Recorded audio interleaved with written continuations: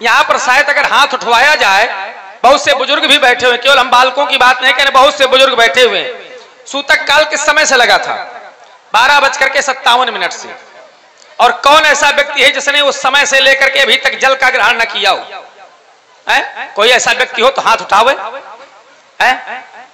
ये हमारी संस्कृति है, हमारे संस्कार बदलते जा रहे हैं। सूतक काल में पहले जब आपके पूर्वज होंगे तो उस समय जल तक नहीं लेते थे लोग, मलमूत्र का त्याग नहीं करते थे, केवल भगवान का स्मरण करते थे। लेकिन समय बहुत बढ़ता चला जा रहा है।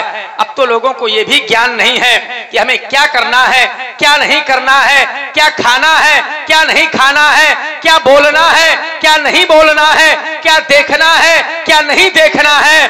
भैया वही किए जा रहे हैं जो न करने योग्य चीजें हैं, सब व्यक्ति वही करता चला जा रहा है। और उसी को कहते हैं कि कलयुग आ गया।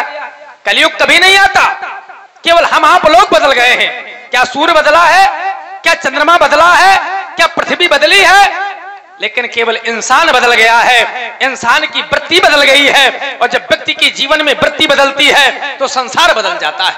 उसको लगा करता है कि संसार बदल गया है, लेकिन बदल हम आप जाते हैं। हम कह तो रहे हैं, जो बहुत से बुजुर्ग बैठे वो जानते होंगे, उनके पिता जब रहे होंगे तो जब सूतक काल लगा करता था, लोग गांव से बाहर निकल जाते थे, भोजन नहीं करते थे, जल नहीं ग्रहण करते थे।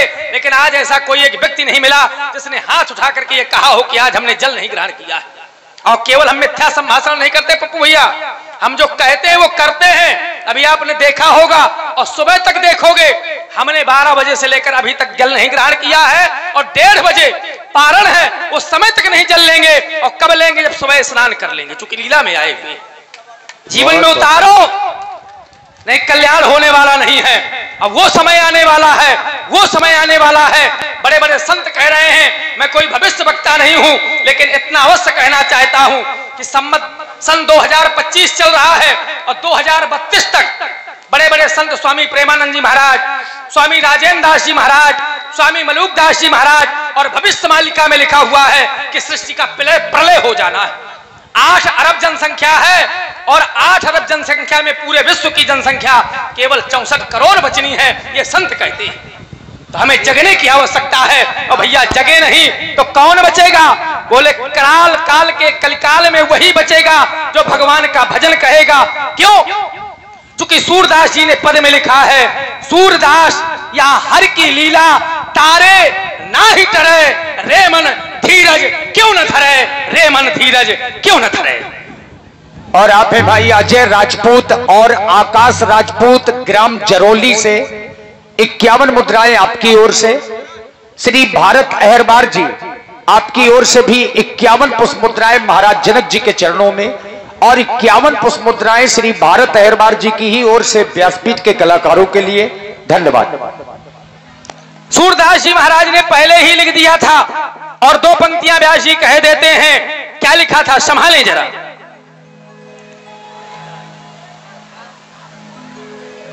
व्यास जी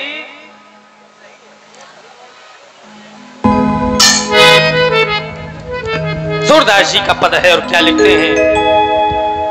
धीरज क्यों न धरे। इस समय धैर्य धरने की आवश्यकता है, क्योंकि ब्रह्मवाणी में लिखा है पप्पू भैया, त्याज्यात धैर्य विधुरे पे काले जाते समुद्रे ही पोत भंगे। अगर समुद्र में जाते हुए पोत भंगे माने जहाज फट जाए और हम धैर्य खो दें तो क्या होगा?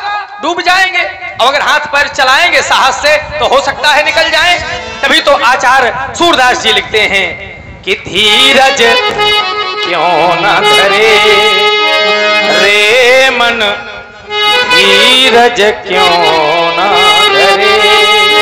क्यों? सम्मत 2000 के ऊपर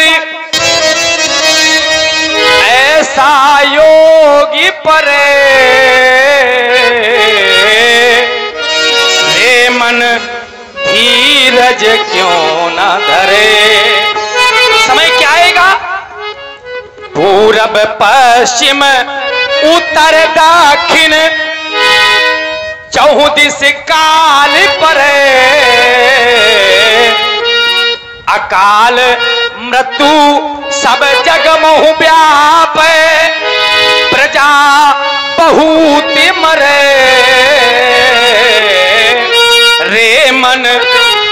धीरज क्यों न धरे, रे मन धीरज क्यों न धरे।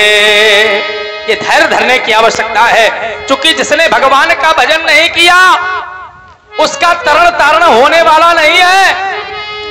भैया हम तो कहते हैं कि अभी जग जाओ, अभी समय है, और हमने बता भी दिया है पढ़ लेना। ये हम नहीं कहते हैं काल व्याल से कौन बचेगा, जो भगवान की शरण ले लेगा, भगवान का भजन करेगा। नहीं, सूरदास जी कहते हैं, सूरदास यह हर की लीला तारे ना ही टरे, तारे ना ही टरे, तारे ना ही टरे। बस यही कहना कार हमारा है। अब मानना न मानना कार तो आप लोगों का है। सभी भैया गुणज्ञ हैं, विज्ञ हैं। बहुत लोगों के ऊपर तो महुआ माता सवार हैं, और नारद पुराण में लिखा हुआ है पप्पू भैया, जो कोई सुरा का पान करता है तो खट वर्ष सहस्त्राणी विष्टायाम जायते क्रमी। खट वर्ष सहस्त्राणी 60,000 वर्षों तक विष्टायाम जायते क्रमी, विष्टा का कीड़ा बनता है। लेकिन अब फिर भी लोग बाग सुबह से ले तक कर वही अपना उसका पान करते हैं। तो आप जो जैसा करेगा वैसा फल पावेगा भैया। जो जस करे सो तस फल चाखा है, जो जैसा कर्म करेगा वैसा फल पाएगा। हम तो चाहते हैं जो हमारा कर्म है वो हमें करना है। हमारा कर्म क्या है?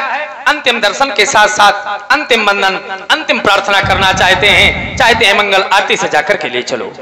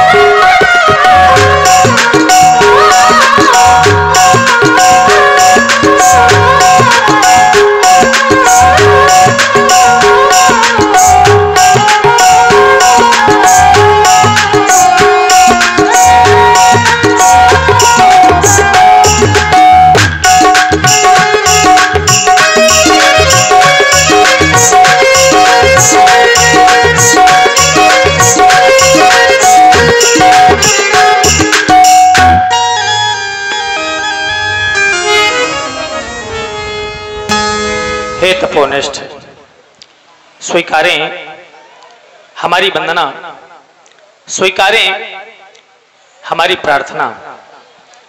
और आज अंतःकरण में कुछ ऐसा प्रतीत हो रहा है कि यह वंदना, यह प्रार्थना करने का शुभ अवसर पुनः प्राप्त नहीं होगा। अर्थात स्वीकारें हमारी अंतिम अभ्यर्थना। लेकिन अंतिम शब्द आ जाने पर हमारे अंतःकरण में क्लेश कि आपकी पूजा करते करते हमारे पूर्वज चले गए। आज यह जनक आपके जाने की कामना कर रहा है। बेचारा या इस संसार में जो भी आया है उसको एक न एक दिन कराल काल के गाल में अवश्य ही जाना पड़ा है। जो सुख पाता रहा है उसको कभी न कभी दुख का अनुभव अवश्य हुआ है। तो कहना पड़ गया कि सुख पाता रहा जो सदा जीवन में, उस अंत समय दुख पाना पड़ा। और पछताया नहीं जो कभी जीवन में, उस अंत समय पछताना पड़ा। खिलता जो रहा वो पुष्प उपवन में सदा, उस अंत समय कुम्हलाना पड़ा। और है अकाट विधानों वो विधि का यही क्या कि जिसे आना पड़ा उसे जाना पड़ा। इस संसार में जो भी आया है उसको एक ना एक दिन तो कराल काल के गाल में जाना ही पड़ा है। मृत्यु लोक है मेरे मित्रों, जो भ्रम था सर्वथा नष्ट हो गया। आज स्वीकारें हमारे अंतिम श्रद्धा रूपी शब्द सुमन, स्वीकारें प्रभु, स्वीकारें। ये हे देव ता कर दो कृपा। आज कृपा करने की आवश्यकता है। हे देवता कर दो कृपा, आपका मैं हूँ पुजारी और साध्य तुम हो और मैं हूँ साधक, वो साधना कीन्ही तुम्हारी, वो साधना कीन्ही तुम्हारी। क्योंकि कर दिया मैंने कठिन प्रण, वो पूर्ण करवाना तुम्हें और मांग सुनी अब रह न जाए, वो मांग भरवाना तुम्हें, वो मांग भरवाना तुम्हें। आज तक हमने इनकी अर्चना की है और हमने नहीं की है, 16 पीढ़ियों से होती हुई चली आ रही है। धनुरुद्रस संक्रुद्धौ देवरातो निमि ज्येष्ठो महीपति। भगवान शंकर के द्वारा क्रोधित होकर के हमारे पूर्व देवराज जी को प्रदान किया गया और तब से लेकर के आज तक सभी करते रहे वही पूजा अर्चना वंदना प्रार्थना। लेकिन हम एक नया काम कर रहे हैं, अंतिम अभ्यर्थना कर रहे हैं। तो आज तक हमने इनसे कुछ मांगा नहीं है, अब आज मांगना चाहते हैं। अब कहा जाता है तुलसी नर वही मर चुके जो कहूं मांगन जाए, और उनके पहले वो मरे जिनके मुख से निकसत। तो आज ये जनक मांगना चाहता है, ऐसा नई प्रपाटी कहना चाहते हैं कि मांगा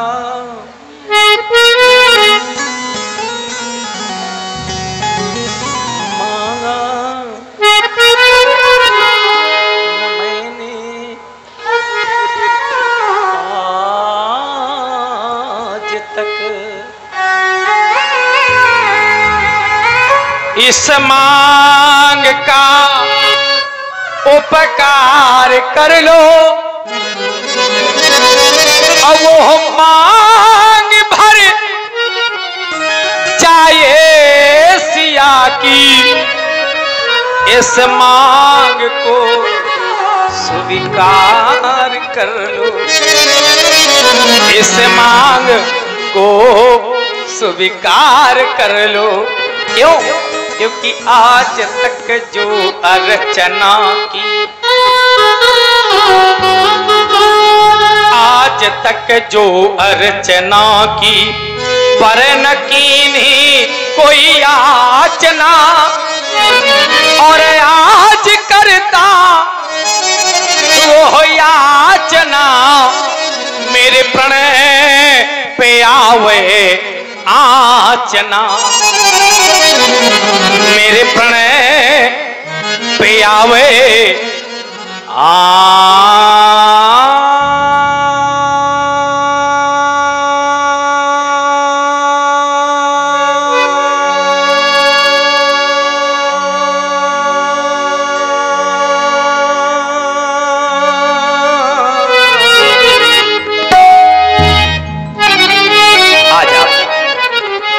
खंडों में परिवर्तित हो जाए। मेरे प्रण की रक्षा करना नाथ।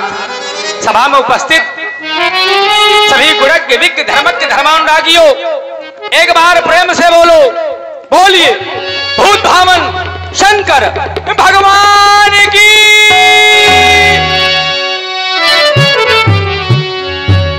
देखिए महाराज जनक जी ने विमल वेदिका पर अजगो को स्थापित करवाया